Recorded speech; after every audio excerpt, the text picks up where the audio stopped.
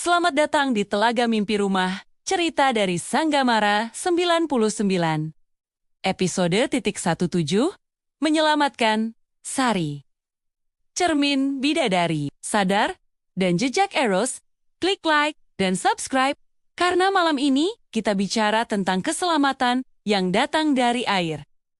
Pintu didobrak, udara yang masuk seperti bilah dingin, suara sepatu menghantam lantai, gesit, sigap, siap memastikan tak ada yang selamat. Namun ketika mereka menyapu ruangan sempit itu, tak ada siapa-siapa. Sari sempat melihat lensa senjata, lalu hening, air, dingin yang menenangkan. Telaga Billy melepaskan pelukannya perlahan. Sari berdiri 2 langkah mundur, memandang sekeliling tanpa suara. Aku? Di mana? Apa aku sudah mati? Belum. Kamu aman, ucap Billy. Kamu siapa? Aku, teman Billy. Sari menegang mendengar nama itu. Jangan. Kumohon. Billy menahan jarak. Orang yang membuangmu itu bukan aku. Kalimat itu menggantung. Sari menatap. Ragu yang berubah menjadi ingatan. Sikap yang berbeda. Tatapan yang dingin. Keputusan-keputusan tanpa hati. Hari itu aku seperti tidak mengenal dia, bisiknya. Kalau begitu, siapa dia? Namanya Eros, jawab Billy.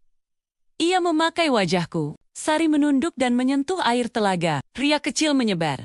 Lalu wajahnya seperti mendapatkan kembali cahaya. Luka-luka yang tadi membekas, mereda. Sorot matanya kembali jernih. Tempat apa ini? Batas antara yang kita ingat dan yang kita lupakan, kata Billy singkat. Di tepi beta. 2 artefak menunggu tenang. Cincin yang pernah mengubah takdir, dan cermin bidadari yang konon memantulkan jawaban. Billy menggenggam cincin hangat, merambat ke nadi. Ia tidak menjelaskan, hanya memastikan Sari melihatnya apa adanya. Hadir, tidak menguasai. Maafkan aku, ucapnya pendek. Sari menarik napas panjang. Kalau kamu Billy yang dulu, kamu tidak perlu minta maaf. Kamu kembali. Mereka berdiri lama tanpa kata. Yang dingin dari air, yang tenang dari udara, menempel seperti janji kecil. Kali ini kita tidak terpisah karena salah orang. Kota menyambut dengan lampu dan kebisingan. Helm, masker, dan langkah yang dihemat. Sari ingin ke rumah orang tuanya. Paling tidak, untuk memastikan kabar. Pagar itu masih di sana, tapi nama yang disebutkannya, bahkan wajahnya, tidak dikenali satpam baru. Ada orang di kejauhan memperhatikan terlalu lama. Billy tahu ritme bahaya. Ia mengajak Sari pergi, sebelum pertanyaan berubah jadi panggilan. Di gang yang sempit, Sari bersandar ke dinding, menelan rasa yang sulit dinamai. Aku tidak tahu harus mencari di mana. Billy melirik cermin bidadari di tas benda yang sering kali hanya terlihat seperti rongsokan. Kalau tak bisa jadi kunci, setidaknya jadi petunjuk, gumamnya. Sebelum ia mengangkat cermin, sebuah mobil menutup mulut gang. 4 orang turun, 2 motor menyusul dari belakang. Mereka tidak datang untuk bertanya. Jemari dipelatuk, gerak yang dilatih. Polisi? Sari berbisik, seragam bisa dibeli, jawab Billy. Nyawa tidak. Detik berikutnya, terasa lebih cepat dari napas. Billy menarik Sari, menutup mata, memikirkan air dan tepian telaga, menyambut lagi. Suara tembakan tertinggal di kota seperti mimpi buruk yang sengaja dilupakan. Kita tidak bisa mengandalkan jalan biasa, kata Billy. Dia membayar mata dan telinga. Eros. Billy mengangguk.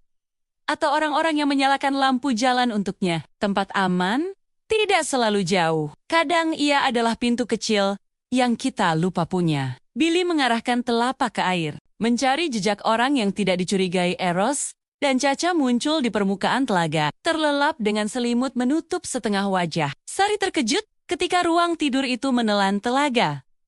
Dan mereka sudah berada di kamar Caca sebelum alarm sempat memprotes. Caca bangun, refleks menarik selimut. Billy lalu melihat Sari. Dokter Sari. Maaf, kebiasaan. Sari tertawa kecil. Bukan dokter lagi. Caca menguap sambil berdiri. Kalian masuknya? Dari mana? Pintu yang tidak ada. Jawab Billy, setengah bercanda, setengah serius. Dapur kecil mengeluarkan wangi teh. Mereka duduk. Ada jeda nyaman di antara pertanyaan yang belum perlu dijawab. Caca menawari ruang untuk bermalam.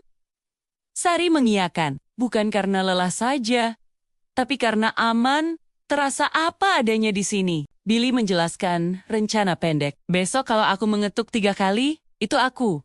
Kalau bukan, jangan buka. Kalau kamu tidak datang, aku cari jalan lain. Telaga selalu punya pintu belakang. Sebelum keluar, Billy menatap cermin bidadari di meja. Retak tipisnya memantulkan garis wajah dalam puluhan potongan. Kau kunci yang belum belajar jadi kunci, katanya pelan. Cincin di jarinya ikut berdenyut, merespons seperti sahabat lama yang tahu kapan harus diam. Malam mengendap. Kota mengubah lampu jadi garis-garis yang memanjang. Billy berjalan menepi, melebur jadi siapapun orang yang tidak perlu diperhatikan. Eros mungkin sedang menatap dari menara kaca atau dari kegelapan layar. Bukan itu poinnya. Poinnya, Sari tidak sendirian lagi. Di telaga, angin turun seperti kabar. Jessica belum kembali. Air berbisik, tapi tidak memberitahu kemana ia pergi. Billy duduk di batu yang sama, membiarkan beban hari melayang pelan. Di permukaan, pantulan cermin dan cincin saling menyapa, membuat gelombang kecil yang pudar sebelum namanya bisa dibaca. Besok, katanya pada air, kita cari keluarga Sari. Kita cari Jessica, dan kita cari cara memutus listrik ke kamera yang sadar itu. Sederhana, setia. Terima kasih sudah menonton. Klik like dan subscribe, dan bagikan teori kamu di komentar. Kenapa CCTV itu menyadari Billy? Sampai episode berikutnya.